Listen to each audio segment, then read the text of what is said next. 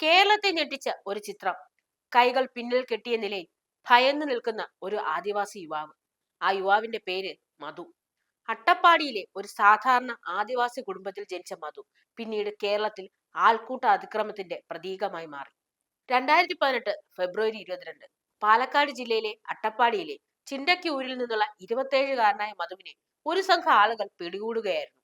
അരിയും ഭക്ഷണ സാധനങ്ങളും മോഷ്ടിച്ചുവെന്ന് ആരോപിച്ചായിരുന്നു ആക്രമണം. മാനസിക വെല്ലുവിളികൾ നേരിടുന്ന മധു കാട്ടിൽ ഒറ്റയ്ക്കായിരുന്നു താമസം. പക്ഷെ ആ ദിവസം നടന്നത് ഒരു സാധാരണ പിടികൂടലായിരുന്നില്ല. മധുവിനെ പൊതുവഴിയിലൂടെ നടത്തിച്ചു, കൈകൾ കെട്ടി മർദ്ദിച്ചു. ചിലർ മൊബൈലിൽ ചിത്രങ്ങൾ എടുത്തു, ചിലർ ചിരിച്ചു.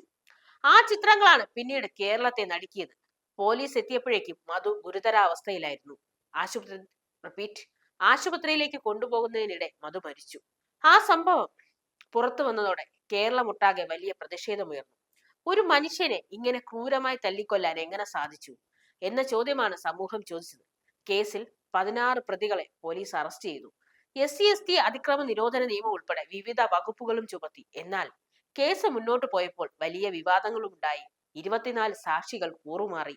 പ്രതികൾ സാക്ഷികളെ സ്വാധീനിച്ചെന്ന ആരോപണം ഉയർന്നു.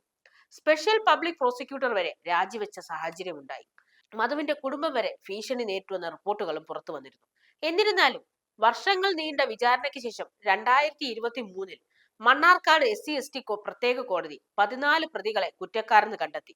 13 പേർക്ക് 7 വർഷം കഠിന തടവും പിഴയും വിധിച്ചു. ഇതിൽ 2 പേരെ വെറുതെയും വിട്ടു. എന്നാൽ കേസ് അവിടെ അവസാനിച്ചില്ല.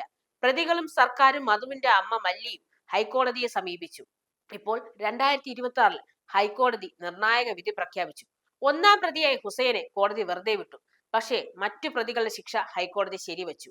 ഈ കേസ് കേരളത്തിന്റെ മുന്നിൽ ചോദ്യങ്ങൾ ഉയർത്തി. ആദിവാസികളുടെ ജീവിതം എത്രമാത്രം സുരക്ഷിതമാണ്?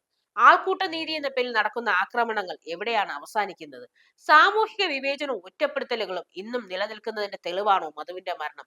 ഇന്ന് പോലും മധുവിന്റെ ആ ചിത്രം സോഷ്യൽ മീഡിയയിൽ വീണ്ടും വീണ്ടും ഉയർന്നു വരുന്നു. കാരണം അതൊരു വ്യക്തിയുടെ മരണം മാത്രമല്ല, ആ സമൂഹത്തിന്റെ മനസാക്ഷിയോട് ചോദിച്ച ചോദ്യമാണ്.